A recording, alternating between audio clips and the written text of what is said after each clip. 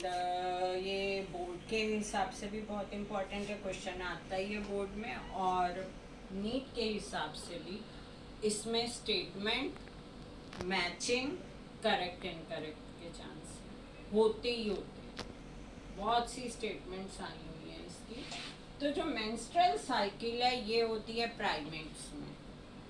Non primates में क्या होती है? Oestrus cycle. Primates, apes, monkey and human being में कौन सी होती है? Menstrual cycle. हम यहाँ पे ह्यूमन रिप्रोडक्शन पढ़ें तो हम ह्यूमन मेंस्ट्रुअल साइकिल की बात करेंगे। मेंस्ट्रुअल साइकिल कब से कब तक की? तो जनरली ये 28 से 29 दिन की होती है। कभी कभी हार्मोनल चेंज के कारण या बॉडी टू बॉडी वेरी कर सकता है, बट ऑन एवरेज जनरली कितने की है? 28 से 29 दिन की होती है। और इसमें ब्लीडिंग होएगी। साइकिल का एंड जो 28 या 29 डे है, that bleeding is called menstrual flow. आपको पता है यूट्रस में आपकी जो एंडोमेट्रियम है दैट इज हाईली ग्लैंडुलर, इसमें साइक्लिक चेंजेस आते हैं। तो अब आप जब इस ग्राफ को देख रहे हो, आप क्या देख रहे हो? यहाँ पर ये आपके पिट्यूटरी हार्मोन है, गोनाडोट्रोपिन हार्मोन दिखाया है। यहाँ पे आपको फॉलिकल्स का डेवलपमेंट और ओवेरियन हार्मोन दिखाया, एस्ट्रोजन एंड प्रोजेस्टेरॉन। यहाँ पे आपको एंडोमेट्रियम में क्या क्या इवेंट साइक्लिक हो रहे हैं उसकी बात होती है। तो पहले हम इस डायग्राम को समझते हैं। ये ओवरी का पीएस लिया इन्होंने, तो ये क्या दिख रहा है आपको? ये ब्लड वेसल्स हैं। अब हमारी ओवरी में फॉलिकल्स कब बन गए थे? सारे के सारे ओसाइट कब बन गए थे? Follicle embryonic stage 3rd to 5th month, फिर वो होल्ड ऑन हो गए थे मियोसिस 1 में ही, प्रोफेज 1।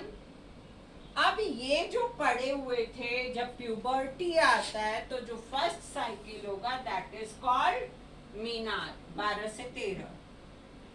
और आपकी मेंस्ट्रुअल साइकिल मीनार्क से लेके मीनोपॉज तक चलती है हर महीने।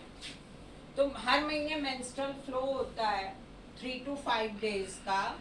मेंस्ट्रुअल साइकिल किसको कहते हैं?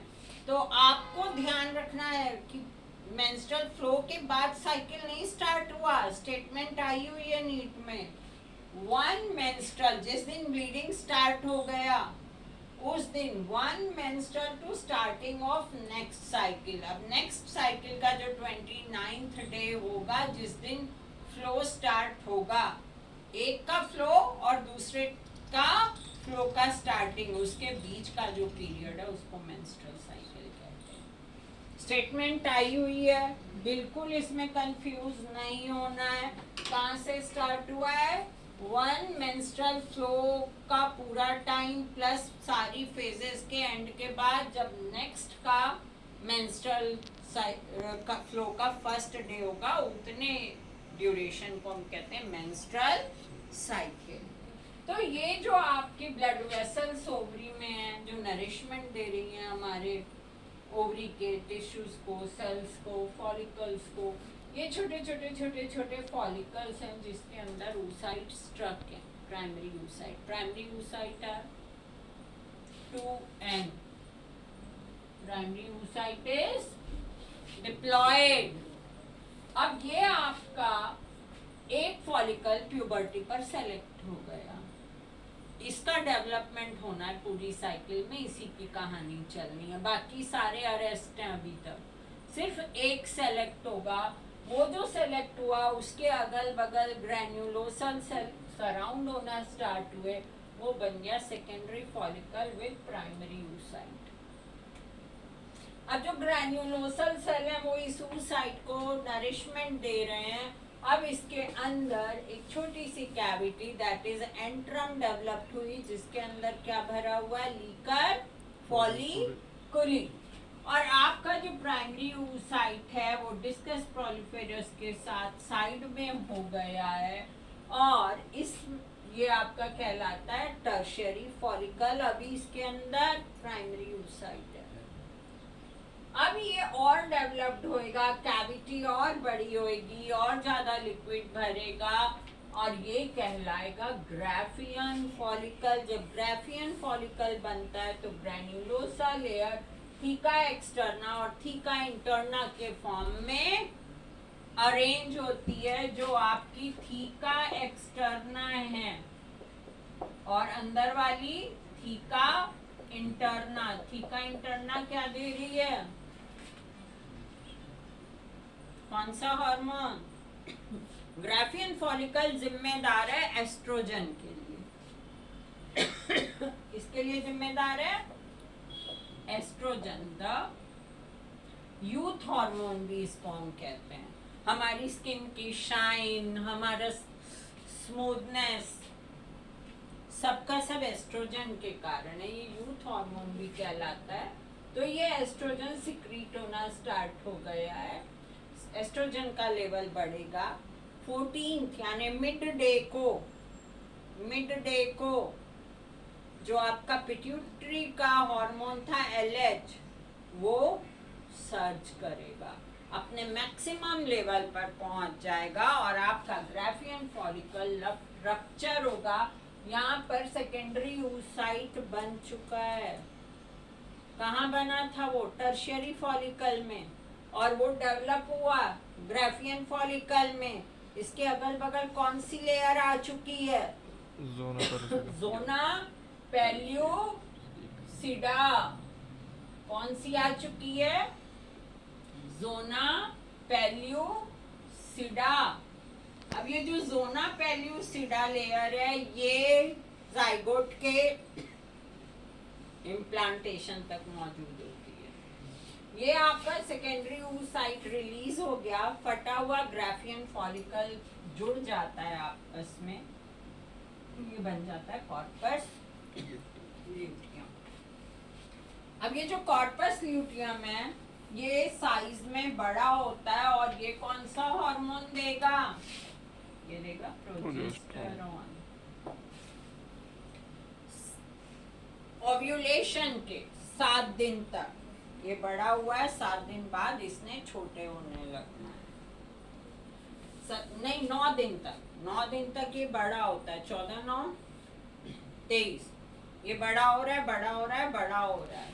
उसके बाद ये डिजेनरेट होना स्टार्ट होता है। 27 डे को ये छोटा हो जाता है, हम इसे कॉर्पस एल्बिकैन कहते हैं, और फाइनली ये डिजेनरेट हो जाता है। जब ये डिजेनरेट होने लगता है तो प्रोजेस्टेरॉन का लेवल भी ब्लड में कम होने लगता है।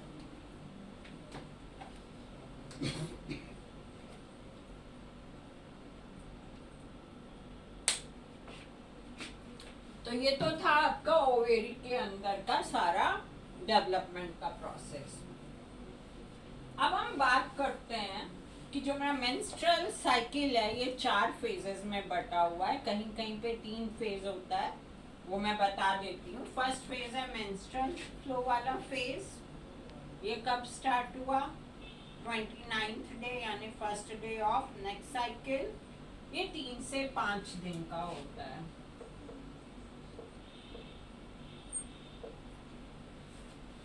फिर अगला है फॉलिकुलर फेज। इस फेज में फॉलिकल का डेवलपमेंट स्टार्ट हो जाएगा, ग्राफियन फॉलिकल तक की कहानी चलेगी। 14th डे, कहीं कहीं पे 14th डे को ओव्यूलेटरी अलग से मेंशन करता है, नहीं तो बस डायग्राम में आपके एनसीईआरटी में दिया है, दैट इज द ओव्यूलेशन, है ना। तो 14th डे जो है आपका वो ओव्यूलेटरी डे है, और ये सबसे शॉर्टेस्ट हुआ, केवल 1 डे का। 15 से लेकर के 27-28 तक आपका कौन सा फेज है? Secretory phase. अब यहाँ पे किसकी कहानी चल रही है? कॉर्पस ल्यूटियम के डेवलपमेंट और डिजेनरेशन की कहानी चल रही है, ठीक है। तो सबसे बड़ा फेज कौन है? Then it is the secretory phase, longest one. Shortest कौन सा है? ओव्यूलेटरी। फर्स्ट कौन सा है? मेंस्ट्रुअल। तो किसी भी फॉर्म में आपसे पूछ दे, अरेंज करने को पूछ दे, या पूछ दे कि फर्स्ट कौन सा होता है, लॉन्गेस्ट कौन सा है, शॉर्टेस्ट कौन सा, ये आपको 3-4 इवेंट दे दिए जाए और बोला जाए पहचानिए ये कौन से फेज के हैं, तो आपको हर चीज क्लियर होगी, तो ही आप फेज पहचान पाएंगे, है ना। तो अब इसके बाद जो मेरी कहानी आती है, ये आपकी एनसीईआरटी का ग्राफ है। इसमें हम एक एक करके तीनों चीजों को समझेंगे।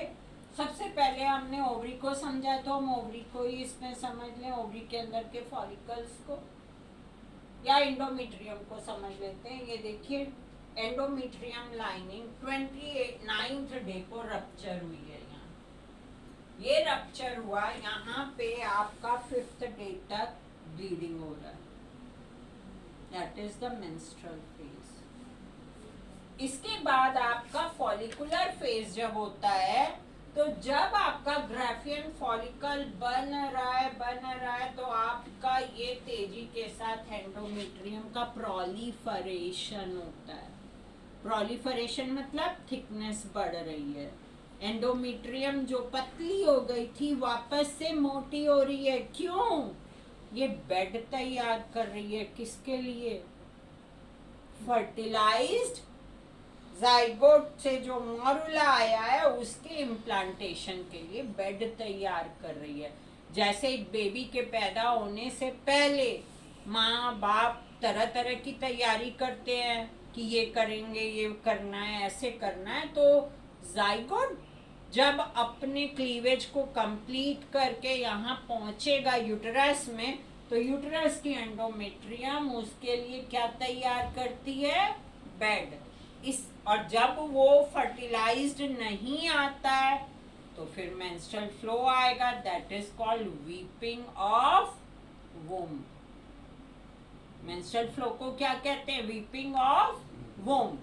अब ये एंडोमेट्रियम की नई लेयर प्रोलिफरेट हुई, इसके बाद इनका डीजेनरेशन स्टार्ट हो जाता है। फिर से कब? जब नहीं आया फर्टिलाइजेशन नहीं हुआ, तो एंडोमेट्रियम फिर से वैनिश होगी, उसकी थिकनेस कम हो जाएगी। तो ये तो एंडोमेट्रियम का बहुत ही इजी था। अब आ जाते हैं हम अपने गोनाडोट्रोपिन में। ये गोनाडोट्रोपिन है LH और FSH। किसके इन्फ्लुएंस में आए हैं? GnRH from hypothalamus. GnRH आया एंटीरियर पिट्यूटरी पे, प्यूबर्टी पर ये GnRH जब उसको स्टिमुलेट करता है तो LH और FSH आते हैं ओवरी पर। अब ये अपना काम शुरू करते हैं। तो जब आपकी देखिए मेंस्ट्रुअल फ्लो है, ध्यान दीजिएगा, जो फ्लो का टाइम है 29th यानी 1st to 4 या 5 डेज जितने दिन का, उस समय कौन ऊपर है? FSH क्या कर रहा है?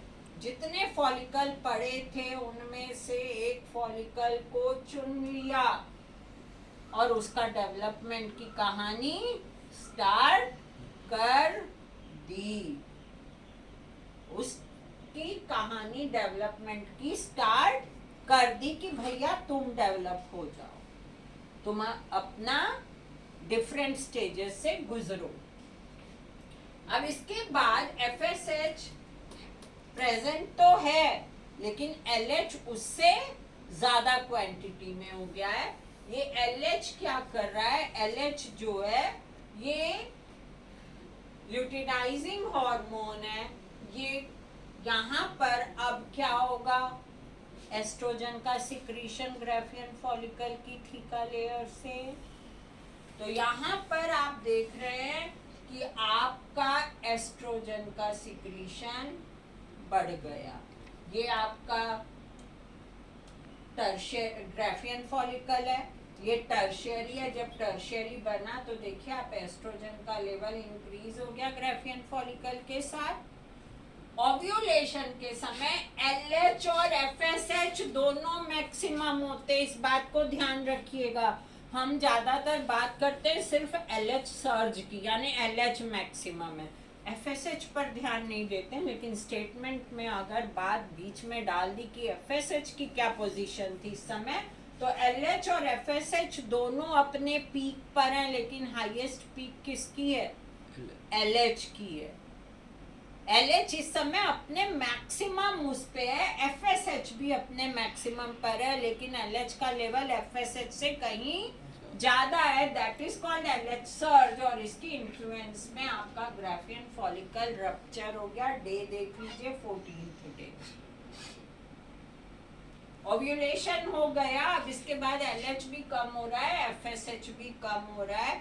अब ओव्यूलेशन के बाद ये सेकेंडरी oocyte रिलीज हुआ है, क्या है? हैप्लॉइड। इसके अगल बगल जोना पेल्यूसिडा है, इसको कैच कर लिया फिम्ब्रिया ऑफ फैलोपियन ट्यूब ने। और ये आपका बचा हुआ जो ग्राफियन फॉलिकल का हिस्सा था वो आपस में जुड़ गया, है ना। अब ये कहलाएगा कॉर्पस ल्यूटियम। कॉर्पस माने बॉडी, ल्यूटियम माने येलो। तो ये एक येलो कलर का मास नजर आता है, इसको हम कहते हैं कॉर्पस ल्यूटियम। अब देख लीजिए, आपका जब कॉर्पस ल्यूटियम इंक्रीज हुआ है साइज में, मैच्योर हो रहा है, कौन सा हार्मोन ऊपर है? प्रोजेस्टेरॉन। कॉर्पस ल्यूटियम किसके लिए है? प्रोजेस्टेरॉन। ग्राफियन फॉलिकल किसके लिए था? एस्ट्रोजन।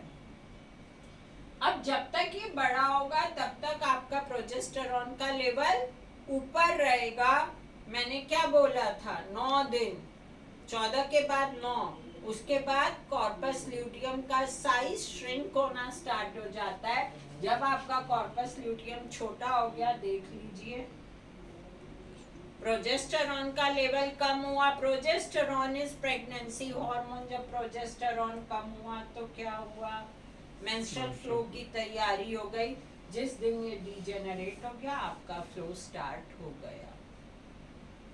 अब ये तो है जब फर्टिलाइजेशन नहीं हुआ तब की कहानी। अगर फर्टिलाइजेशन हो गया, जो आपका यूटेरस है ना, वो फर्टिलाइज्ड वाले जाइगोट की मॉरुला स्टेज का 21 तक वेट करता है।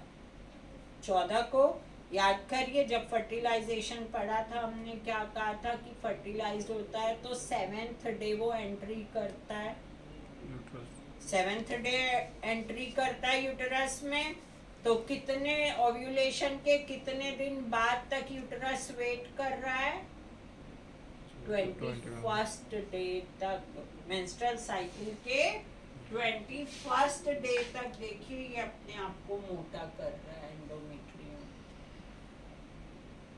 ठीक है ना, अपनी थिकनेस बढ़ा रहा है। उसके बाद उसको समझ आ जाएगा कि फर्टिलाइजेशन अगर नहीं हुआ तो भाई मुझे डीजेनरेट करना है, प्रोजेस्टेरॉन कम हो गया, और फिर इधर फिर से FSH ऊपर हो जाएगा। यानी जो मेरा मेंस्ट्रुअल फ्लो का डे है उस समय FSH क्या काम शुरू कर देता है? नए फॉलिकल का सिलेक्शन और डेवलपमेंट की कहानी शुरू कर चुका होता है।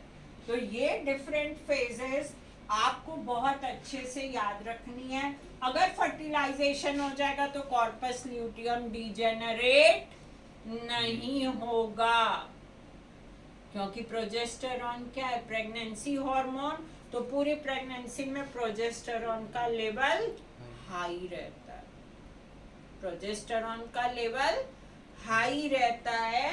तो प्रोजेस्टेरॉन डीजेनरेट नहीं होगा, और due to fall of progesterone next ovulation possible नहीं होगा। जब तक ब्लड में प्रोजेस्टेरॉन है तब तक ओव्यूलेशन पॉसिबल नहीं है, ठीक है।